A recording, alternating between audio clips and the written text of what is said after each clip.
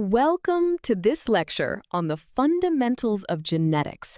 Today, we are going to explore one of the most fascinating and dynamic aspects of our DNA, the significance of transposons. For a long time, scientists thought of our genetic code as a fixed, rigid instruction manual. But as we will see, our genomes are actually highly active, constantly shifting landscapes. Understanding transposons is absolutely crucial because they challenge our basic assumptions about how DNA works, how diseases develop, and how entire species evolve over millions of years. Let us dive in. To begin, let us imagine you have a massive, beautifully organized cookbook containing thousands of complex recipes. Now, imagine that some of the paragraphs in this cookbook have a mind of their own. They magically copy themselves and paste into random pages. If a paragraph pastes itself into the blank margin of a page, nothing bad happens, and the book just gets a little thicker. However, if it pastes itself right in the middle of your favorite cake recipe, the instructions become scrambled, and the cake is ruined. In genetics, these jumping paragraphs are exactly what transposons do inside the DNA of living organisms. Now that we have our cookbook analogy, let us define what these jumping paragraphs actually are. Transposons, often referred to as transposable elements or jumping genes, are specific sequences of DNA that possess the unique ability to move or copy themselves from one location to another within a genome.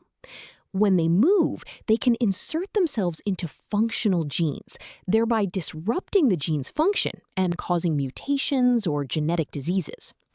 Conversely, they can also carry regulatory sequences, like promoters, to new locations. This can turn on dormant genes or alter how existing genes are expressed. Understanding their ability to move brings us to a major shift in how scientists view these elements. For a long time, transposons were dismissed as mere selfish DNA or genetic parasites that only served to replicate themselves at the host's expense. However, we now know they are powerful engines of evolutionary change.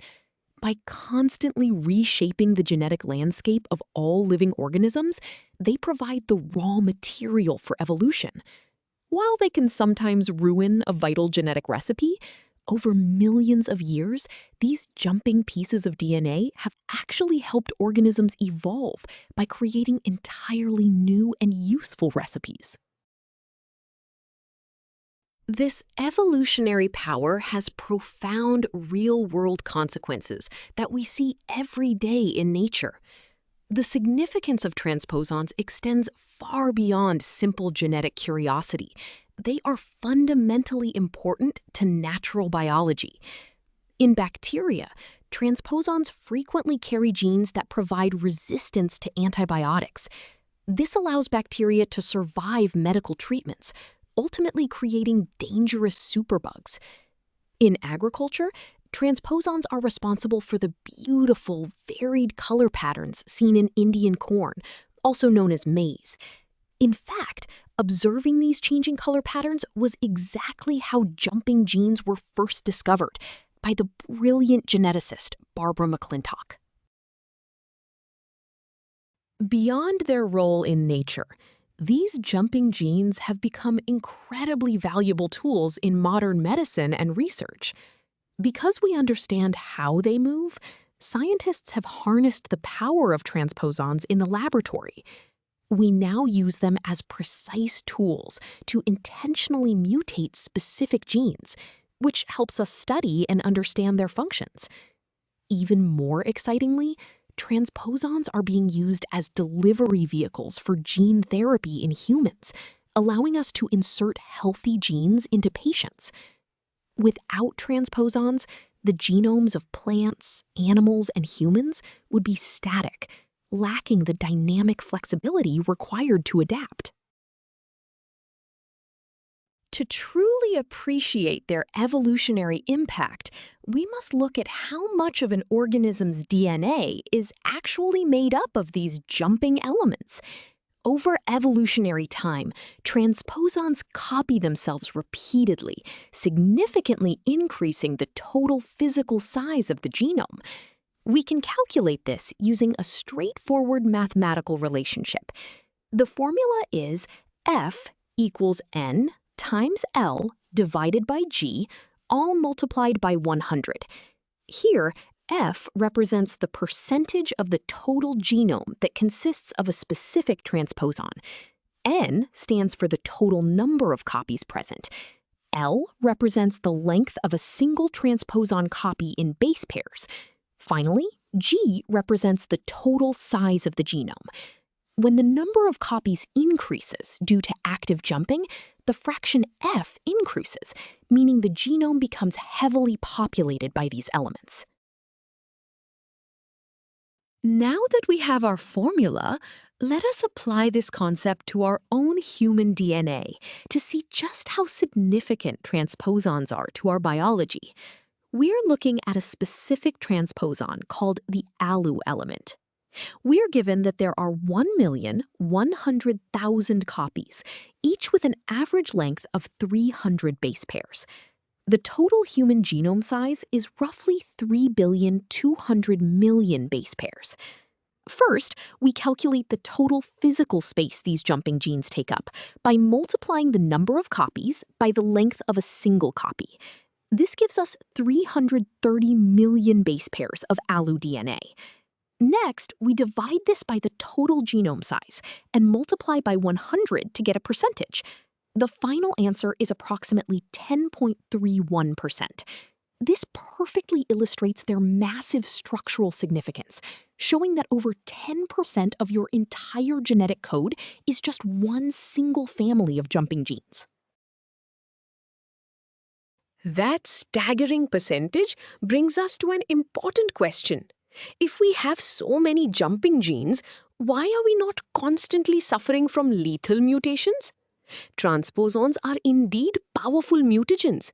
If one inserts itself into a vital protein-coding gene, it can cause a disastrous mutation. However, in complex organisms, vital genes make up only a small fraction of the total DNA, while the rest is non-coding DNA.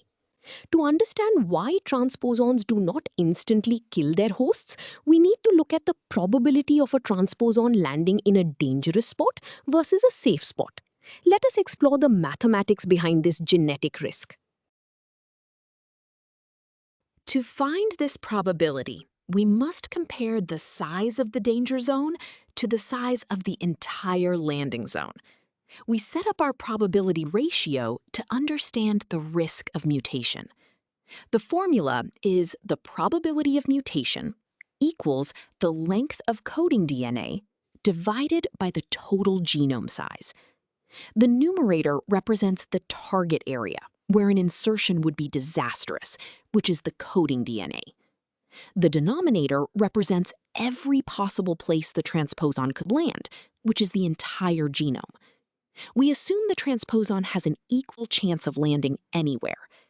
This ratio gives us a direct mathematical representation of the genetic risk, helping us understand why organisms can tolerate having thousands of jumping genes. Let us see this formula in action with a concrete example. Suppose a new transposon jumps into a plant's genome. We are given that the total size of this genome is 500 million base pairs. However, the vital protein-coding genes make up only 20 million base pairs, while the rest is non-coding DNA. We want to find the probability that a random insertion will land inside a vital gene. We substitute our given values into the probability equation. The vital genes, our danger zone, go on top as the numerator. The total genome goes on the bottom as the denominator. Dividing 20 million by 500 million gives us 0.04.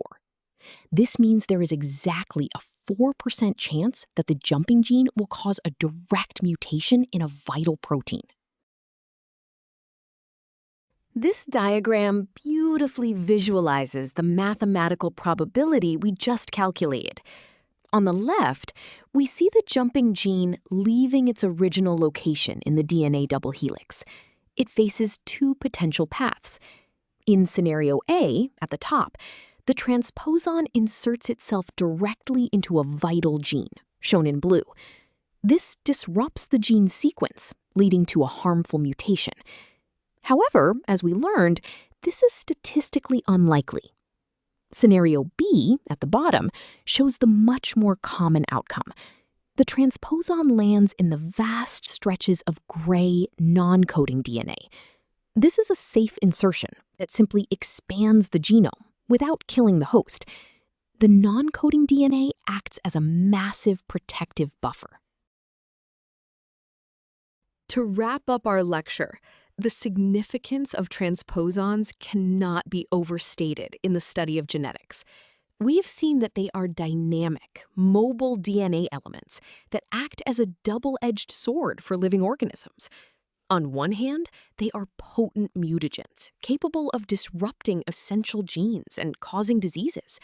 On the other hand, they are vital drivers of evolution.